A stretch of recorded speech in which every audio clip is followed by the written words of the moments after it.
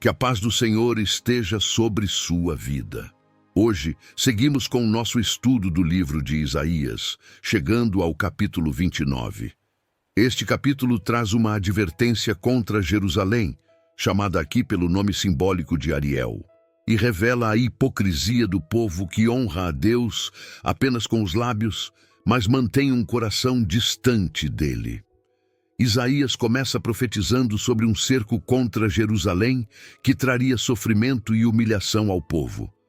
No entanto, Deus não apenas disciplina seu povo, mas também promete restaurá-lo, derrotando os inimigos e trazendo renovação espiritual.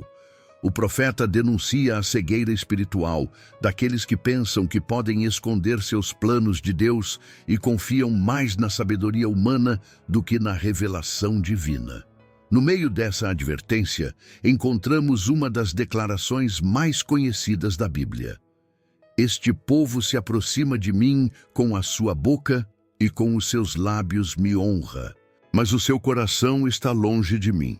Essa passagem, citada por Jesus em Mateus 15:8, nos lembra que Deus não se agrada de uma adoração vazia e ritualista, mas busca um relacionamento genuíno com seus filhos. Isaías 29 nos ensina que, apesar do juízo divino sobre os que persistem na hipocrisia, Deus sempre tem um plano de restauração para aqueles que se voltam para Ele com sinceridade. Agora, convido você a acompanhar a leitura do capítulo 29 de Isaías. Ai de Ariel, Ariel, a cidade onde Davi acampou. Acrescentai ano a ano e sucedam-se as festas. Contudo, porei a Ariel em aperto, e haverá pranto e tristeza, e ela será para mim como a Ariel, porque te cercarei com o meu arraial, e te sitiarei com baluartes, e levantarei trincheiras contra ti. Então serás abatida, falarás de debaixo da terra, e a tua fala desde o pó sairá fraca, e será a tua voz debaixo da terra, como a de um que tem espírito familiar, e a tua fala assobiará desde o pó. E a multidão dos teus inimigos será como o pó miúdo, e a multidão dos tiranos como a pragana que passa, e num momento repentino isso acontecerá. Do Senhor dos exércitos serás visitada com trovões, e com terremotos, e grande ruído com tufão de vento, e tempestade, e labareda de fogo consumidor. E como o sonho e uma visão de noite será a multidão de todas as nações que hão de pelejar contra Ariel, como também todos os que pelejarem contra ela e contra a sua fortaleza, e a puserem em aperto. Será também como o faminto que sonha, que está a comer, porém acordando, sente-se vazio. Ou como o sedento que sonha, que está a beber, porém, acordando, eis que ainda desfalecido se acha, e a sua alma com sede. Assim será toda a multidão das nações, que pelejarem contra o monte Sião. Tardai e maravilhai-vos, folgai e clamai. Bêbados estão, mas não de vinho, andam cambaleando, mas não de bebida forte. Porque o Senhor derramou sobre vós um espírito de profundo sono, e fechou os vossos olhos, vendou os profetas, e os vossos principais videntes. Por isso toda a visão vos é como as palavras de um livro selado que se dá ao que sabe ler, dizendo: lê isto, peço-te, e ele dirá: não posso, porque está selado. Ou dá-se o livro ao que não sabe ler, dizendo: lê isto, peço-te, e ele dirá: não sei ler. Porque o Senhor disse: pois que este povo se aproxima de mim, e com a sua boca e com os seus lábios me honra, mas o seu coração se afasta para longe de mim, e o seu temor para comigo consiste só em mandamentos de homens, em que foi instruído. Portanto, eis que continuarei a fazer uma obra maravilhosa no meio deste povo, uma obra maravilhosa e um assombro, porque a sabedoria dos seus sábios perecerá, e o entendimento dos seus prudentes se esconderá. Ai dos que querem esconder profundamente o seu propósito do Senhor, e fazem as suas obras às escuras, e dizem: quem nos vê e quem nos conhece? Vós tudo perverteis, como se o oleiro fosse igual ao barro, e a obra dissesse do seu artífice, não me fez. E o vaso formado dissesse do seu oleiro, nada sabe. Porventura não se converterá o Líbano, num breve momento, em campo fértil? E o campo fértil não se reputará por um bosque? E naquele dia os surdos ouvirão as palavras do livro, e dentre a escuridão e dentre as trevas, os olhos dos cegos as verão. E os mansos terão gozo sobre gozo no Senhor, e os necessitados entre os homens se alegrarão no Santo de Israel. Porque o tirano é reduzido a nada, e se consome o escarnecedor, e todos os que se dão à iniquidade são desarraigados. Os que fazem culpado ao homem por uma palavra e armam laços ao que repreende na porta, e os que sem motivo põem de parte o justo. Portanto, assim diz o Senhor, que remiu a Abraão acerca da casa de Jacó. Jacó não será agora envergonhado, nem agora se descorará a sua face. Mas quando ele vir seus filhos, obra das minhas mãos no meio dele, santificarão o meu nome. Sim, santificarão ao santo de Jacó e temerão ao Deus de Israel. E os errados de espírito virão a ter entendimento, e os murmuradores aprenderão doutrina. Isaías 29 começa com uma forte advertência contra Jerusalém, referida aqui como Ariel, nome que significa altar de Deus ou leão de Deus. Essa referência destaca tanto o papel sagrado da cidade como centro da adoração ao Senhor, quanto a severidade do juízo que viria sobre ela devido à sua corrupção espiritual. O profeta declara: Ai de Ariel, a cidade onde Davi acampou. Acrescentai ano a ano, as festas sigam seu curso. Aqui, Isaías expõe a hipocrisia do povo. Jerusalém continuava realizando suas festas religiosas regularmente, mas isso não era suficiente para agradar a Deus. O povo estava preso a uma religiosidade vazia, cumprindo rituais sem verdadeiro arrependimento ou compromisso com o Senhor. Essa passagem nos ensina uma verdade importante. Deus não se agrada de uma adoração que se limita a tradições exteriores, sem um coração verdadeiramente voltado para Ele.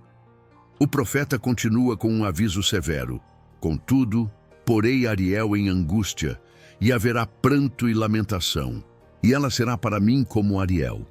Isso significa que, embora Jerusalém se considerasse um centro de adoração, Deus a trataria como um altar de sacrifício, permitindo que ela passasse por sofrimento e juízo. A profecia segue com uma descrição do cerco que aconteceria contra a cidade. Porque eu a cercarei com acampamento, e a sitiarei com trincheiras, e levantarei baluartes contra ti.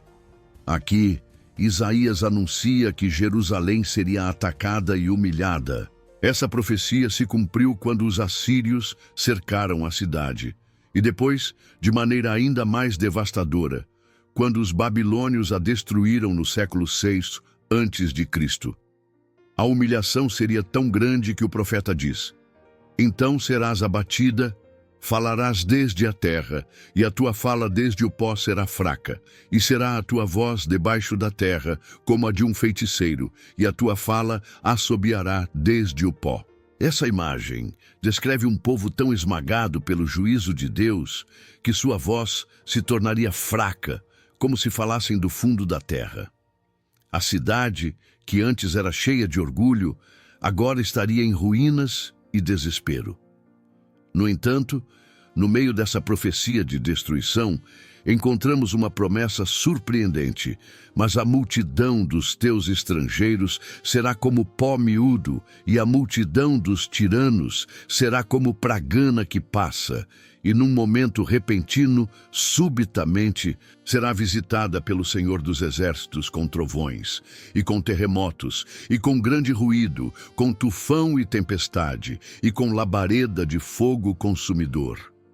Isso significa que, embora Jerusalém fosse disciplinada por Deus, Ele também interviria para derrotar seus inimigos.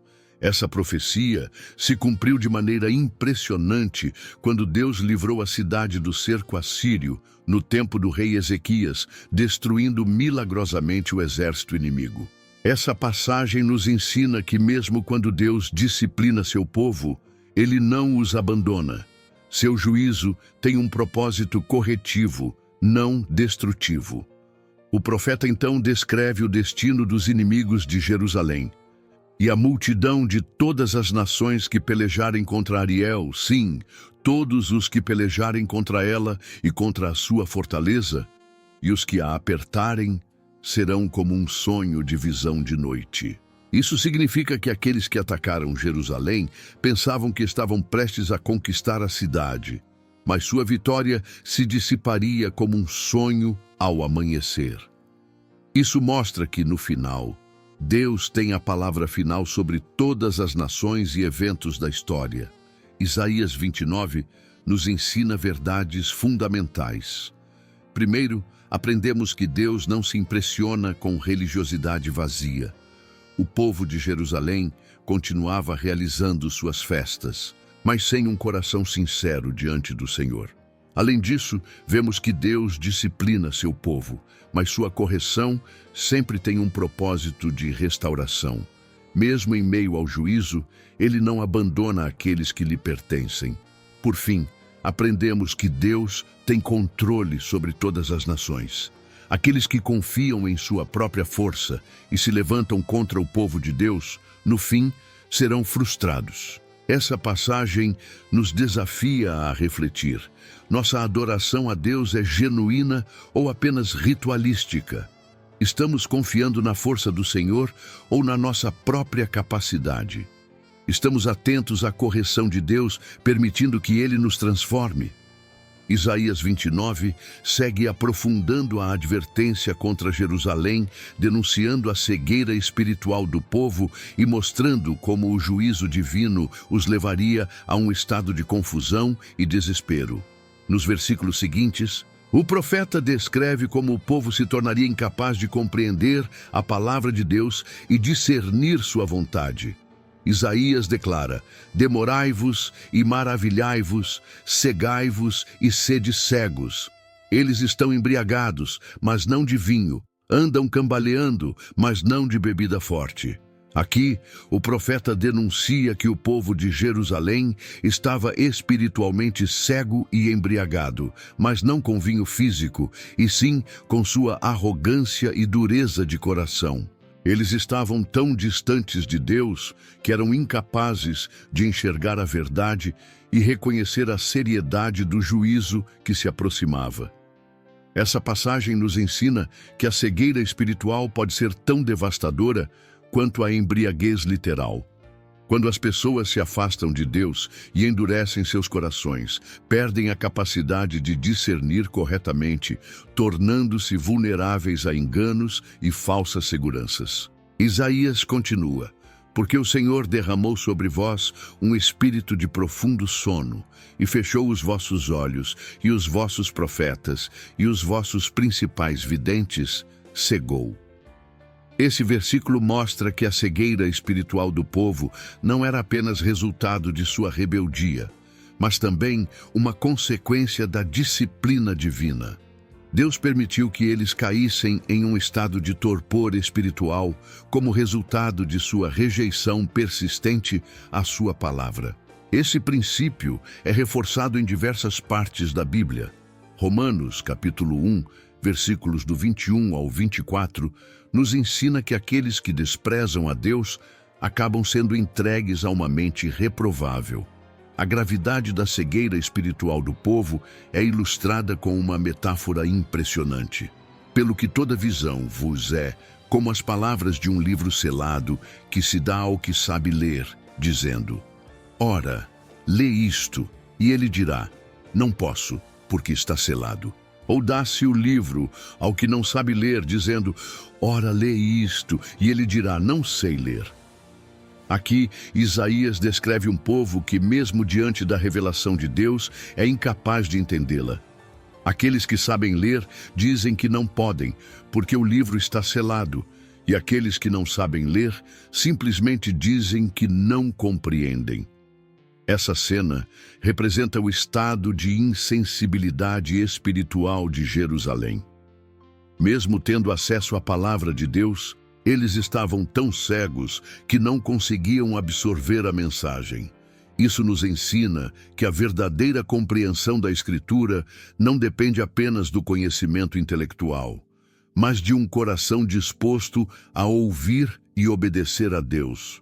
Muitas pessoas podem ter acesso à Bíblia, mas se seus corações estiverem endurecidos, ela permanecerá como um livro selado para elas. Isaías então denuncia o problema central do povo, porque o Senhor disse: pois que este povo se aproxima de mim com a sua boca e com os seus lábios me honra, mas o seu coração se afasta para longe de mim, e o seu temor para comigo consiste só em mandamentos de homens, em que foi instruído. Essa passagem é uma das mais conhecidas do livro de Isaías, sendo citada por Jesus em Mateus, capítulo 15, versículo 8, para denunciar os fariseus. Aqui, Deus expõe a hipocrisia do povo de Jerusalém.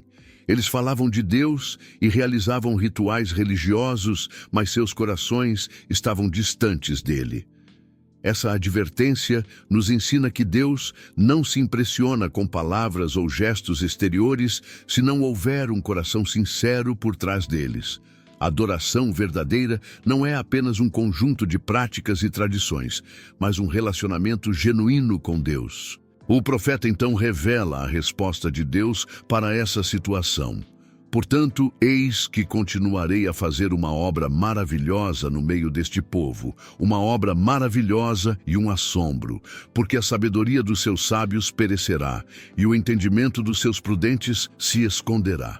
Aqui, Deus declara que traria juízo sobre os líderes arrogantes que confiavam em sua própria sabedoria em vez de confiar nele. Aqueles que pensavam ser sábios seriam humilhados, e aqueles que acreditavam ter entendimento seriam confundidos. O profeta, então, revela a resposta de Deus para essa situação. Portanto, eis que continuarei a fazer uma obra maravilhosa no meio deste povo, uma obra maravilhosa e um assombro, porque a sabedoria dos seus sábios perecerá, e o entendimento dos seus prudentes se esconderá. Aqui, Deus declara que traria juízo sobre os líderes arrogantes que confiavam em sua própria sabedoria em vez de confiar nele. Aqueles que pensavam ser sábios seriam humilhados, e aqueles que acreditavam ter entendimento seriam confundidos. Essa mensagem nos ensina que a verdadeira sabedoria vem de Deus. Quando as pessoas se afastam dele, sua própria inteligência se torna inútil. Esse princípio é reforçado em 1 Coríntios, capítulo 1, versículo 19, onde Paulo cita Isaías ao dizer: destruirei a sabedoria dos sábios e aniquilarei a inteligência dos inteligentes. Isaías continua denunciando a arrogância do povo. Ai dos que escondem profundamente o seu propósito do Senhor. Fazem as suas obras às escuras e dizem: quem nos vê e quem nos conhece? O profeta expõe aqueles que pensavam que poderiam esconder seus planos de Deus. Eles acreditavam que podiam agir em segredo sem que Deus percebesse. Isso nos lembra que nada está oculto aos olhos de Deus. Hebreus capítulo 4, versículo 13, nos diz: e não há criatura alguma encoberta diante dele. Antes, todas as coisas estão nuas e patentes aos olhos daquele com quem temos de tratar. Isaías, então, usa uma metáfora poderosa para mostrar a insensatez do povo. Vós tudo perverteis, como se o oleiro fosse igual ao barro, como se a obra dissesse do seu artífice: não me fez, e o vaso formado dissesse do que o formou: ele nada sabe. Aqui, o profeta compara Deus a um oleiro e o povo a um vaso de barro. Ele denuncia a arrogância daqueles que tentam inverter os papéis, como se o vaso pudesse questionar seu Criador. Essa passagem ecoa as palavras de Paulo em Romanos capítulo 9, versículos 20 e 21, onde ele diz: Quem és tu, ó homem, para discutires com Deus? Porventura, a coisa formada dirá ao que a formou: por que me fizeste assim? Essa comparação nos ensina que Deus é soberano e o ser humano deve reconhecer seu lugar diante dele. Quando as pessoas tentam agir como se soubessem mais do que Deus, estão cometendo um erro fatal. Até aqui, Isaías 29 nos ensina verdades fundamentais. Primeiro, aprendemos que a cegueira espiritual é um dos piores juízos que podem vir sobre uma pessoa ou uma nação.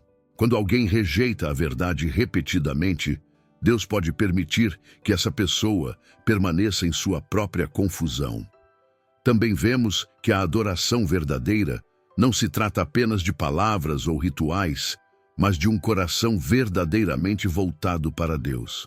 Além disso, aprendemos que Deus confunde aqueles que confiam em sua própria sabedoria. A verdadeira inteligência não vem da capacidade humana, mas do temor do Senhor.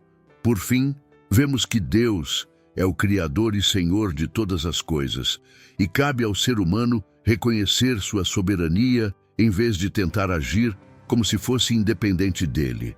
Essa passagem nos desafia a refletir. Estamos nos submetendo à sabedoria de Deus ou confiando em nossa própria inteligência? Estamos adorando a Deus com sinceridade ou apenas seguindo tradições vazias? Estamos abertos para receber a revelação divina ou nos tornamos cegos espiritualmente por rejeitá-la? Isaías 29 segue revelando não apenas o juízo de Deus sobre Jerusalém, mas também sua promessa de transformação e restauração. Depois de denunciar a hipocrisia do povo e sua cegueira espiritual, o profeta anuncia que Deus reverteria essa condição e abriria os olhos daqueles que estavam espiritualmente cegos. O texto continua com uma poderosa promessa de renovação. Porventura, dentro de muito pouco, o Líbano se não tornará em um campo fértil, e o campo fértil não se reputará por um bosque? Aqui, Isaías usa uma imagem da natureza para ilustrar a transformação que Deus realizaria. O Líbano, uma região montanhosa famosa por seus grandes cedros, seria transformado em um campo fértil. Isso significa que aquilo que antes era considerado sem vida ou infrutífero passaria a produzir abundância. Da mesma forma, aquilo que parecia produtivo, o campo fértil, seria revertido, mostrando que Deus estava para inverter a ordem das coisas. O juízo de Deus traria retribuição aos arrogantes, enquanto os humildes seriam exaltados. Essa imagem nos ensina que Deus tem o poder de reverter qualquer situação. Aqueles que estão espiritualmente secos podem ser renovados, e aqueles que confiam em sua própria força, sem depender do Senhor, podem ser rebaixados. Isaías segue com uma promessa impressionante. E naquele dia, os surdos ouvirão as palavras do livro. E dentre a escuridão e dentre as trevas, os olhos dos cegos as verão. Aqui, vemos uma restauração espiritual sendo descrita. Aqueles que antes eram incapazes de ouvir a voz de Deus, teriam seus ouvidos abertos, e aqueles que estavam cegos para a verdade, passariam a enxergar. Essa profecia aponta para a obra do Messias, Jesus Cristo. No Novo Testamento, vemos que Jesus realizou milagres literais de cura de cegos e surdos, mas também trouxe libertação espiritual, abrindo o entendimento daqueles que estavam perdidos. Essa promessa nos ensina que Deus é capaz de trazer luz àqueles que vivem na escuridão espiritual. Nenhuma cegueira é permanente quando o Senhor decide trazer restauração. O profeta continua: e os mansos terão gozo sobre gozo no Senhor, e os pobres entre os homens se alegrarão no Santo de Israel. Aqui, Isaías enfatiza que a restauração de Deus viria especialmente sobre os humildes. Aqueles que reconhecessem sua necessidade do Senhor seriam elevados e teriam alegria verdadeira.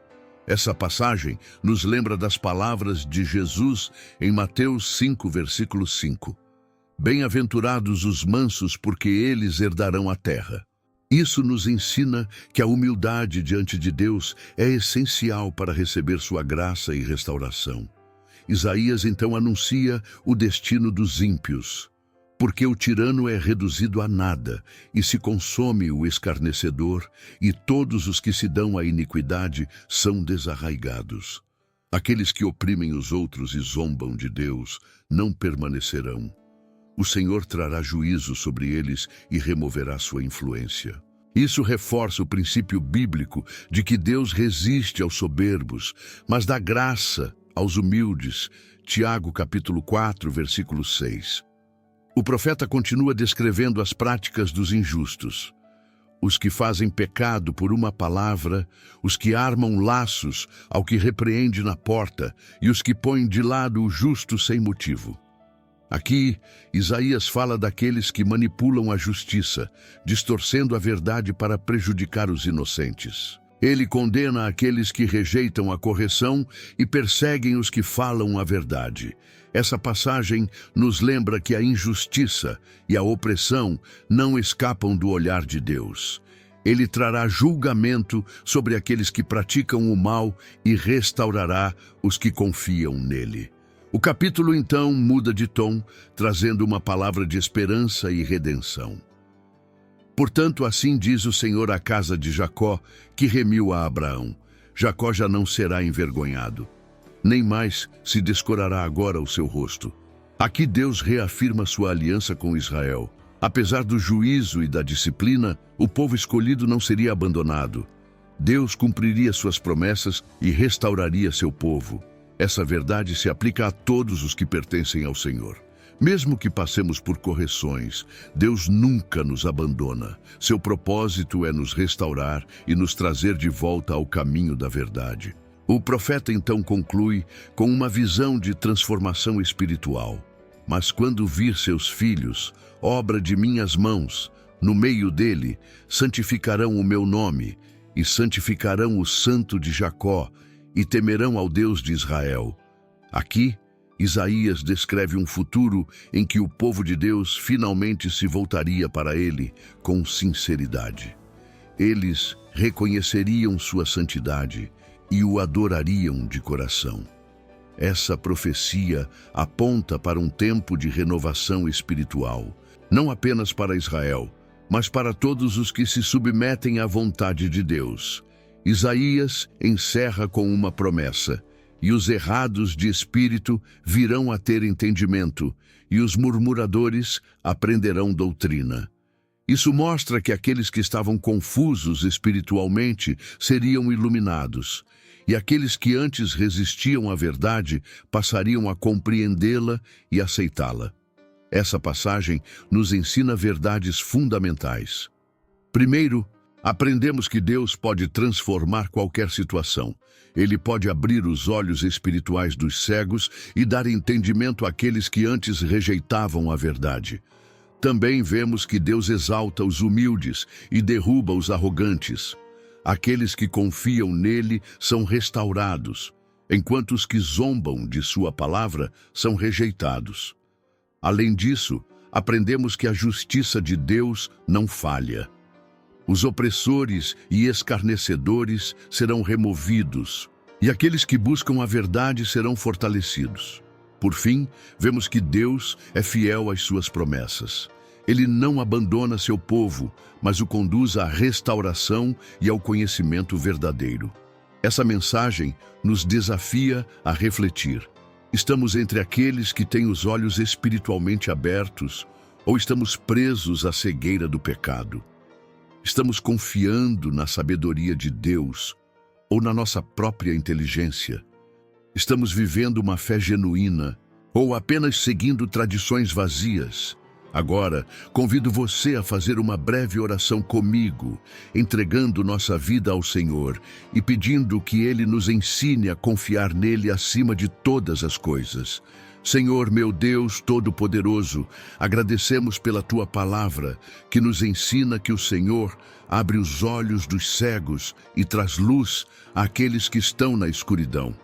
Reconhecemos que só no Senhor encontramos a verdade e a vida.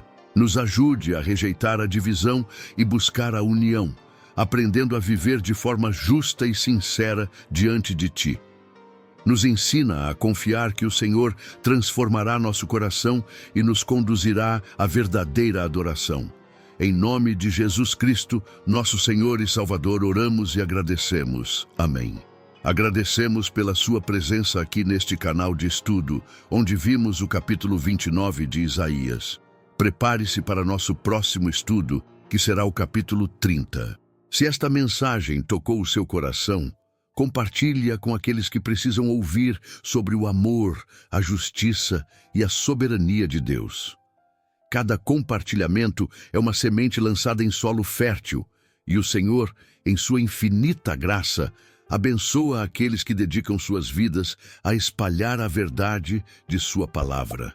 Junte-se a nós nesta missão de alcançar mais vidas com a mensagem do Evangelho. Compartilhe este estudo com amigos, familiares e em suas redes sociais, permitindo que mais pessoas conheçam a fidelidade do Senhor e encontrem segurança em sua presença. Que o Senhor abençoe sua vida abundantemente, renove suas forças e o guie em cada passo do caminho. Amém.